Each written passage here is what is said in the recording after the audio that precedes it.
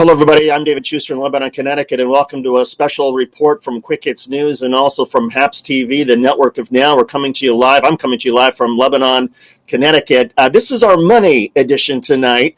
We're going to go through some of the money that has been spent in this campaign. And by the way, it is a record. $14 billion is sloshing around the 2020 campaign. That is a record that is twice as much as the 2016 campaign. It's actually also more than the 2016 and the 2012 presidential year campaigns combined. And we're talking not only presidential campaigns, but also Senate and House races. We're also going to get into where some of the money is coming from, some of the interesting breakdowns. We'll also get through some polling numbers, talk about statistical margins of error and why that matters.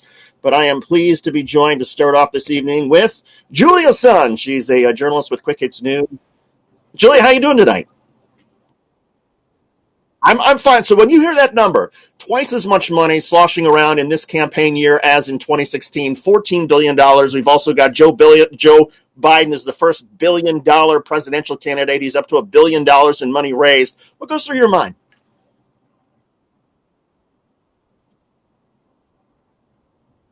I talk to every single guest coming on to different shows that I host. They tell me 2020 so much is at stake for both the Trump party and the Biden party. Whatever your political ideology might fall, this is an important race. And also, keep in mind, since we're talking about money, there's inflation. So when you take into account, it's not as dramatic as it may seem. But overall, I am not surprised. Now, you've done a report about NFL, NBA, NHL, major sports league owners, and how they do in terms of where most of their money goes. And what did you find? Oh, God, this is the most fascinating story of the week. And, we cover so many things every week. And I would say this is by far what fascinated me the most this week is American professional sports owners have been donating to the GOP versus the Democrats more than 5-1 in the 2020 election cycle. And ESPN and 538, they scrubbed through the Federal Election Commission's database.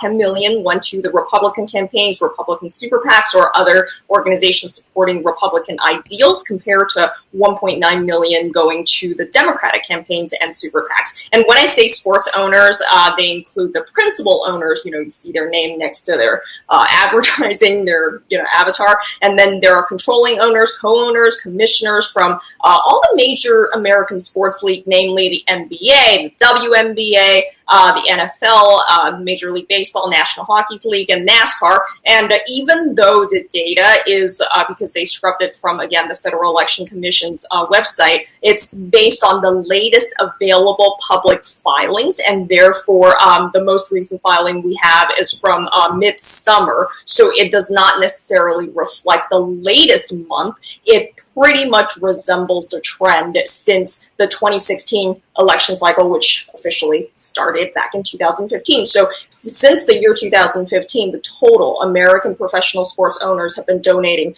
approximately 47 million to the different parties. And the ratio was less dramatic than this year, right, back then. So back then, I think, if you count everything since the year 2015, about 72% they went to the Republican Party, and about 20% they went to the Democratic Party, and I think the rest went to third-party candidates or unaffiliated super PACs. So it is staggering. Some of the reasons, been asking around, what do you think are some of the reasons that GOP are getting donations? Well, I want to stop you right there, because one thing that I heard you say, which strikes me as really surprising, so this cuts across not only the NFL, not only the NHL, not only Major League Baseball, but also the NBA, which strikes me as surprising that this would be a heavy year of owners given to Republicans as opposed to Democrats, because of the picture you have on the screen, Black Lives Matter. Mm-hmm. I was a little surprised. Of course, the first reaction that a lot of people they had is, sports owners are nearly all white and male. Not all of them. I can name a few exceptions, but nearly all of them are white and male. So obviously they would lean Republican. That is true. That is a fact. But I think, in my opinion, the other main reason is sports owners, they're rarely just sports owners. They probably make their fortune from somewhere else, other ventures pre-sports, and they still run all kinds of things. And these owners, they want regulatory breaks for all their ventures, and that's something the GOP pushes for. We're talking with Julia Sun. She's a journalist who also contributes to Quick Hits News, which is the show that we publish each day at 5 o'clock. And by the way, we're taking your live comments and questions through Twitter, Periscope, Facebook, all the various social media channels, Haps. If you're on Haps, you can put the questions there. Julia, was there one particular NBA owner that, or one particular NBA team that jumps out to you? Oh, well, definitely.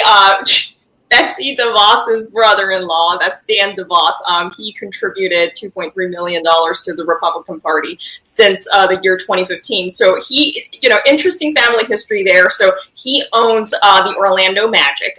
Their father, Richard DeVos, was actually the original owner, and Richard DeVos, he passed away back in 2018, I believe, and at the height of his wealth, he was on number 60 on Forbes among all the Americans. And their family runs Amway. Remember, you get all those marketing emails from, oh, buy this beauty product, buy that healthcare products, that. And that's why the Magic's home arena in Orlando is called the Amway Center. And Betsy is married to Dick DeVos, who is Dan DeVos's brother. And Dick was the chief of Amway after their father passed away. And after he stepped down, of course, I'm not shy to say this, that Betsy DeVos, their family contributed a lot to the Trump administration and other Republican causes. And then she sort of bought her way in, and then she landed as the Secretary of Education.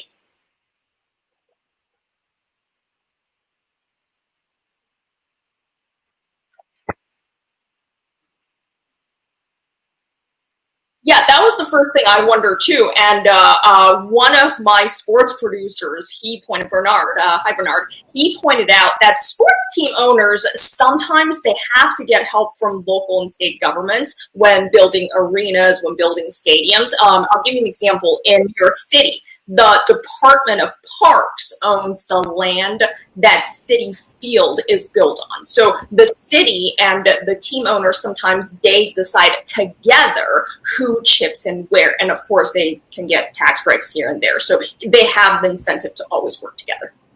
Is there a danger for sports owners, given that, look, most of these leagues are essentially monopolies? Is there a danger that perhaps a Democratic Congress, a Democratic president decides, you know what, we're going to break up the monopoly that is Major League Baseball or NFL football? Yeah, that is definitely possible, which is why they usually court Republican candidates. I'm not saying a Democratic candidate is always going to do that, because there are still, despite the ratio, there are still significant number of Democratic donation from the sports owners. But, that is always a possibility. We're getting some questions on our live chats here. And first from Trip Oft. And it's actually not related to the money, but it is related to what's going to happen on Tuesday. David, do you think there will be any civil unrest on or after Election Day? Do you think this is more likely given a Trump or Biden win? Julia, I'm going to punt to you on that. Do you think there's going to be any civil unrest? I really hope not, but I'm afraid in some of the swing states there will be close to voter intimidation outside the polling places.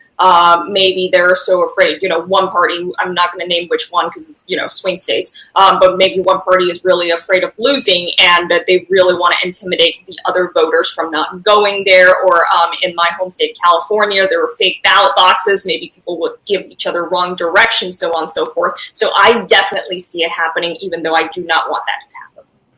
I agree. I don't think it's going to happen. I'm going to be optimistic. I'm going to say I think we're going to have a clear winner late next Tuesday night, and also a clear winner in the Senate and a control of the House. And some people are going to be disappointed, but I don't think that there's going to be civil unrest. And maybe we're helped in a bit because so many people have voted early, so it's not as if the polls are going to be quite as jammed and quite as sort of frenetic. But I want to get back to some of the money in politics. I'm going to play a little game here with you.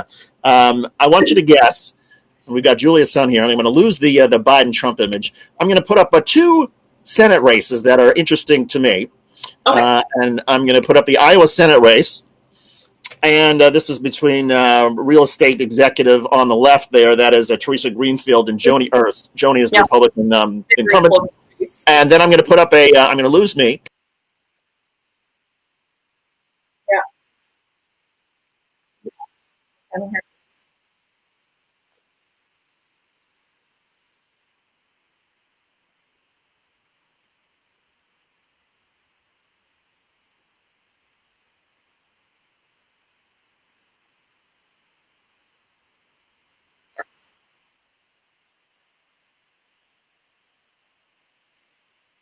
I'm going to guess that more was raised or more was spent in North Carolina, because I know that Teresa Greenfield has been having some fundraising difficulties, even though that race at one point was even closer.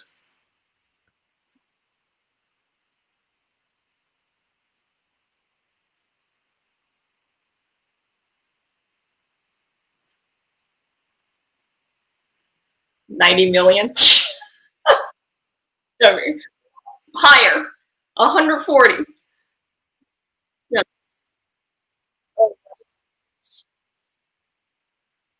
Yeah. Mhm.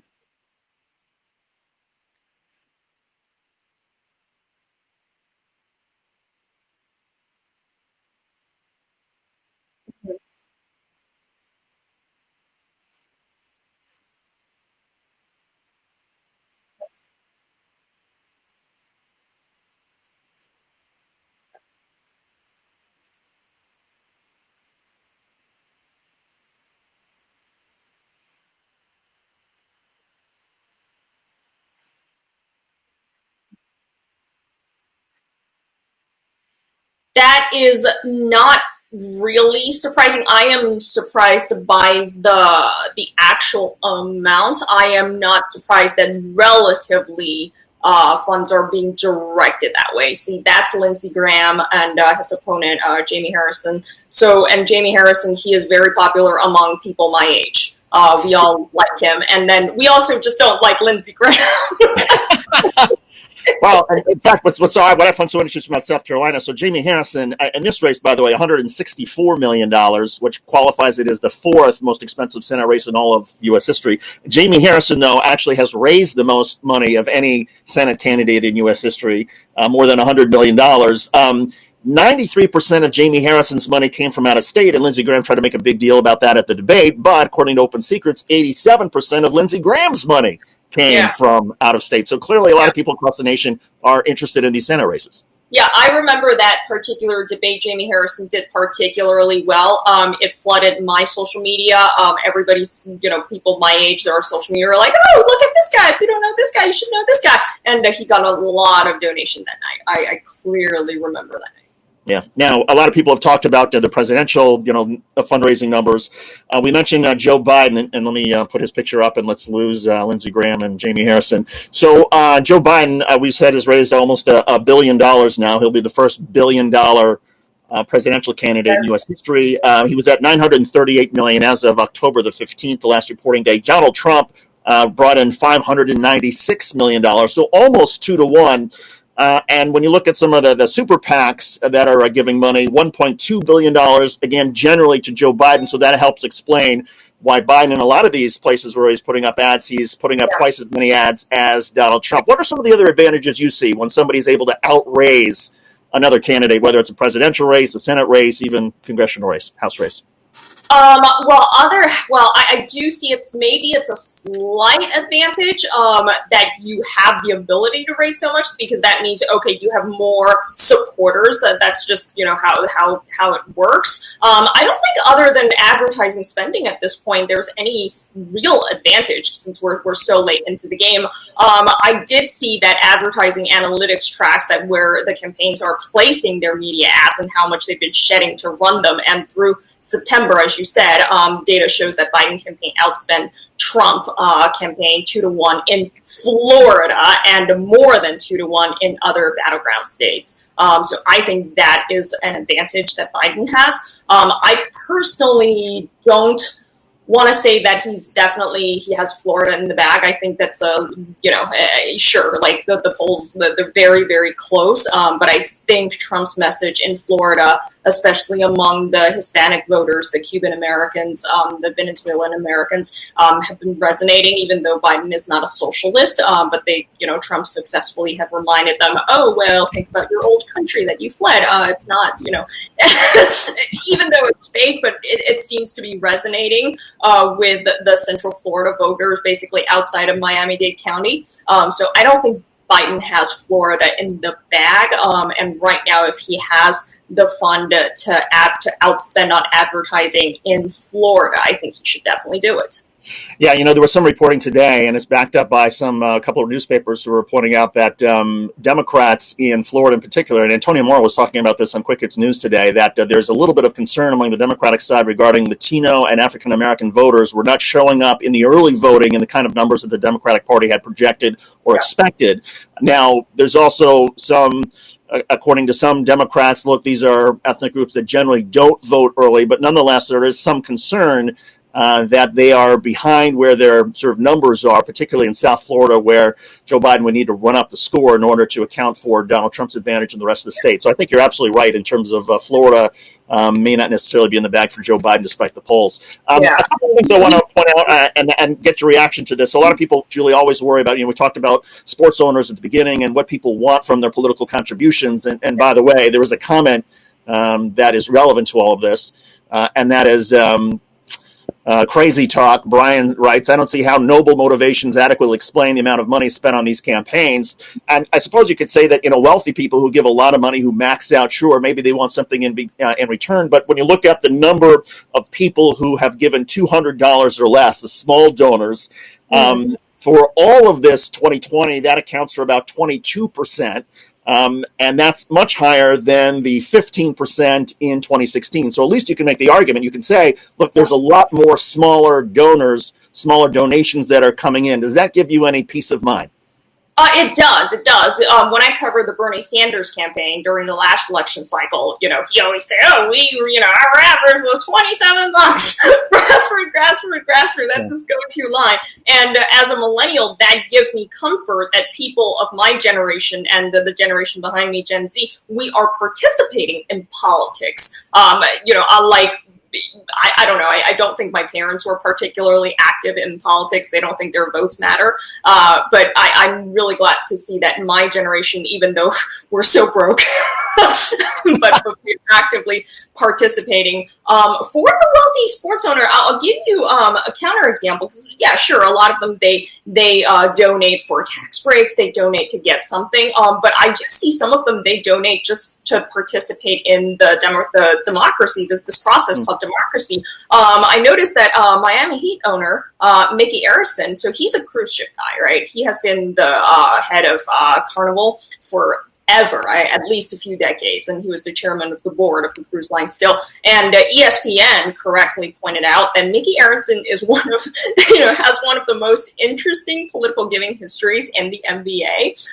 He has given to both the most conservative Republicans and the most liberal Democrats. He gives strong support to both Republican and Democratic Party committees, fighting against each other to win the majorities of the two chambers. And he will donate to a congressman, and then he would turn around the next election cycle and donate to the challenger to that congressman who was elected because of him. So I feel like I would love to have him on my show one day and ask him personally, but from the way it looks based on his donation history, I feel he's just a guy who wants to participate in democracy. It's funny. I have a friend who works on Wall Street who many years ago said that was sort of what their firm would do as well. They would donate money to both campaigns because they simply wanted to remind the campaigns that, hey, we want our calls returned if and when you get elected. And then they would threaten to raise more money for the opponent if the guy didn't do what they wanted or gal didn't do what they wanted once elected. A couple of comments coming in about, we've got a lot of hellos from Mark Goldman, who writes, holy rhymes with spit when we mentioned the number $1 billion from Joe Biden. Hello from Brett Walker in Los Angeles. Lucia Abar, hello from Santo Domingo. Lucia, good to have you on board. Here's one other thing that struck me as really interesting, and Julie, maybe you can, maybe this gets to your idea that there is maybe more altruism involved in people who are giving money. If you look at the percentage of money that came from women, donated by women in 2016, and keep in mind Hillary Clinton, of course, was at the top of the Democratic ticket, 37% of all the money came from women donors. This year, it is 44%. I wonder how you explain that. More women are sick of Trump. That's the most simple explanation. We talked about this ad nauseum about how Trump was losing even suburban women, even the older white women who used to support him, despite all the comments that he made during the Access Hollywood tape and the whole 2016 election cycle. They elected him regardless, but over the past 4 years, I feel more American women are simply sick of him, and we feel, oh, well, we can't let this continue, so we contribute. Look, I think you're right. And that gets to some of the polling, which suggests that Donald Trump has actually got a +3 among men who are intending to vote or have already voted. But among women, Donald Trump, according to many polls, is -20. That Joe Biden has just such an insurmountable lead among women voters that it's hard to see how Donald Trump makes it up. But then again, the question is, are the polls wrong? And speaking of polls, and we've been going for about 20, 25 minutes. I don't want to drag this out and waste too much of your time here, Julie, but I want to go through some of the latest poll numbers and talk about statistics for a sec.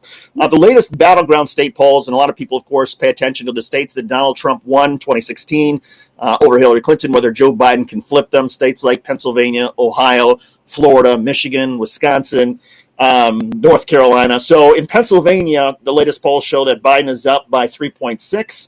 In Florida, the latest Real Clear Politics average of the polls shows Biden +1.2. In Georgia, Biden had 0.8. In North Carolina, 1.2. In Wisconsin, Biden 6.4. In Ohio, it's a tie. In Michigan, Biden +6.5. Now, all of these polls, Julia, generally will sample between 500 and 1,000 to 1,200 people, and they will create something known as a margin of error. I wonder if you can want to try to take a stab at explaining what the margin of error is and why it matters, and I'll jump in and help you based on my memories of statistics class from many years ago, but take a shot. So usually when people take survey or groups that take survey, they follow something, the first principle is called the law of large numbers. And usually that number, the magic number is 30. If you want to sample something, you want to ask for people's opinion, you should make sure your sample size is at least 30. That being said, if your sample size is 30,000, that will be more representative to the overall population versus 30, because 30 there, the margin of error, which is basically, what are, let's say, okay, 50% people like this, 50% people like that, but it still could be wrong, but by how much? So it's basically this room for error. So basically you take whatever the average that you're seeing on your screen plus minus that margin of error, and that is your possible range. So you should always take that into account. Back in 2016, I know in hindsight, people say, the polls are wrong. But I would say if you go look back, yes, Hillary Clinton, she was leading in a lot of the polls, but Trump was in striking distance, as in he could be leading according to the margin of error. So I don't think the polls were as wrong as people make them out to be, even though, the end result, people really don't care.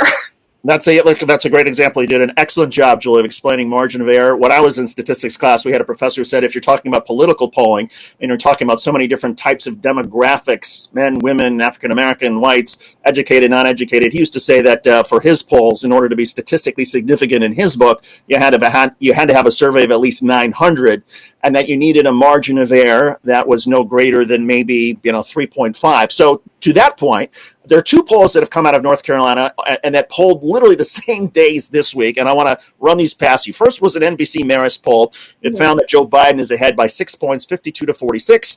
They surveyed 800 people. The margin of error was 4.7. So if you do the math, it's possible that instead of Joe Biden being at 52, he might be at 48, and it's possible that Donald Trump, instead of 46, might be 50. So it could be a 50 to 48 lead for Donald Trump. That is within the poll's margin of error. The margin of error was 4.7, right? So Donald, 4.7. Yeah, so if he's at 47 right now, you said, so he could really be 51.7. And right. Biden, in reverse, if he's at 52 right now, so minus 4.7, so that would be 47.2. So it could be flipped. It depends on what happens. So polls are not a perfect science. It's an indication. So that's why all these Real Clear Politics, 538, all these sites that you look at, they take, essentially, it's an aggregation of all the polls of polls. Yeah, and the irony is there's another poll in North Carolina, again, the second one that I mentioned, from East Carolina University. They had a much larger survey sample, 1,103. Their margin of error was 3.4. So in my book, that's below what my professor said for political polls. And that showed Joe Biden up 49 to 47. But again, based on the margin of error, it could be the same numbers we were talking about in this first poll.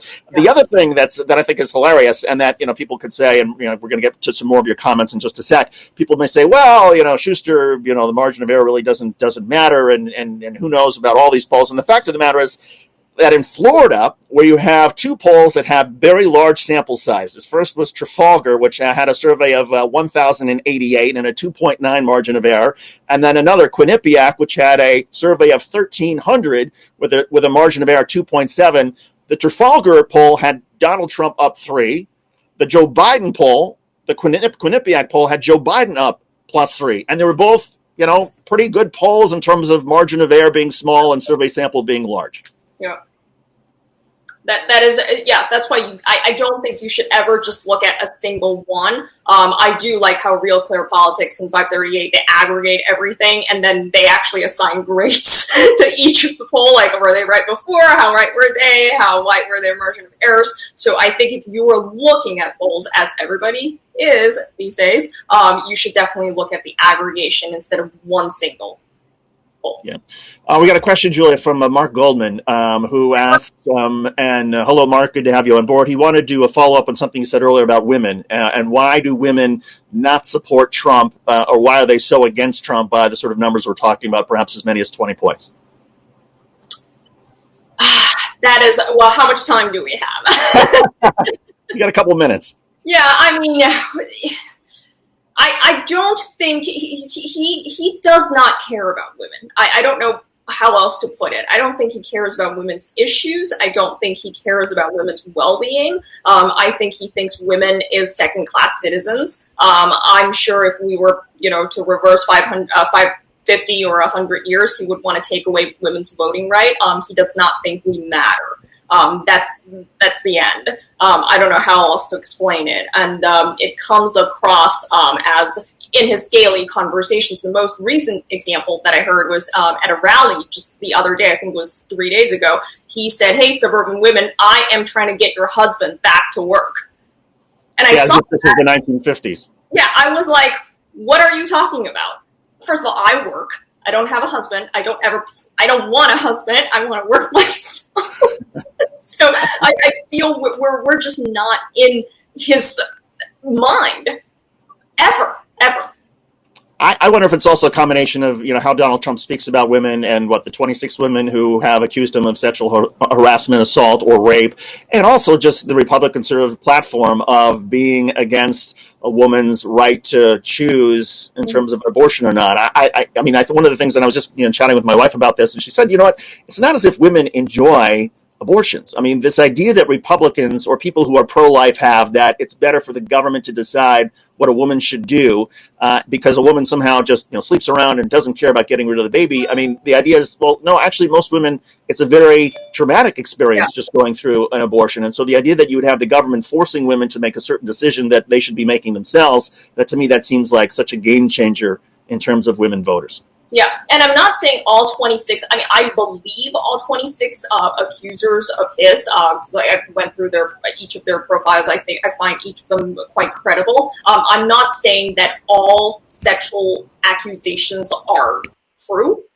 I'm not saying believe women as a blanket statement. But in Donald Trump's case, come on, he does not believe women. He does not trust women. He does not think women matter.